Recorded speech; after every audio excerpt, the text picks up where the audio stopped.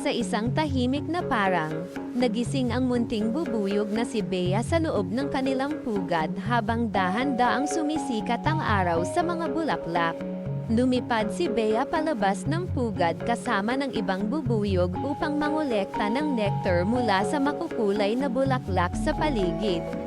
Habang lumilipad sa mas malayong bahagi ng parang, napansin ni Bea ang isang kakaibang asul na bulaklak na kumikislap sa hangin. Isang mabait na paru-paro ang lumapit kay Bea at nagsabing bihira lamang makita ang mahiwagang asul na bulaklak na iyon.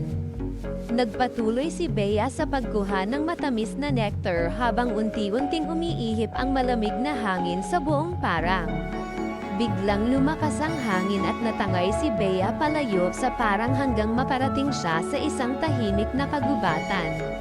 Lumipad si Bea sa pagitan ng matataas na puno habang sinusubukan niyang hanapin ang tamang daan pauwi sa kanilang pugad. Sa isang malaking sanga, nakilala ni Bea ang isang matandang kwago na handang tumulong sa kanya sa pag-uwi. Sinundan ni Bea ang direksyong ibinigay ng kwago habang maingat siyang lumilipad sa ibabaw ng isang tahimik na lawa. Habang papadilim ang paligid, tinulungan ng mga kumikislap na alitap-tap si Bea na makita ang ligtas na daan sa kagubatan. Makalipas ang ilang sandali, nagsimulang bumuhos ang ulan kaya agad na suminong si Bea sa ilalim ng isang malaking kabute.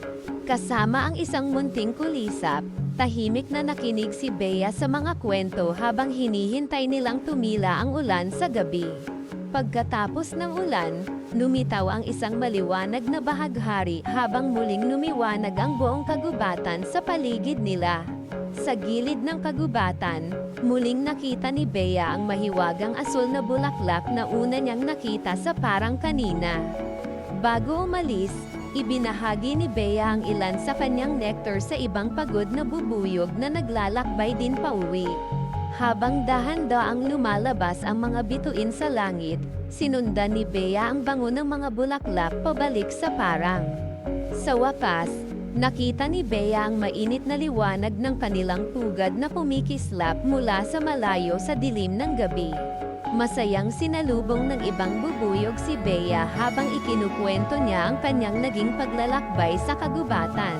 Pagkatapos ng mahabang paglalakbay, humiga si Bea sa loob ng pugad habang tahimik na umaalingaw ang mahinang ugong ng gabi.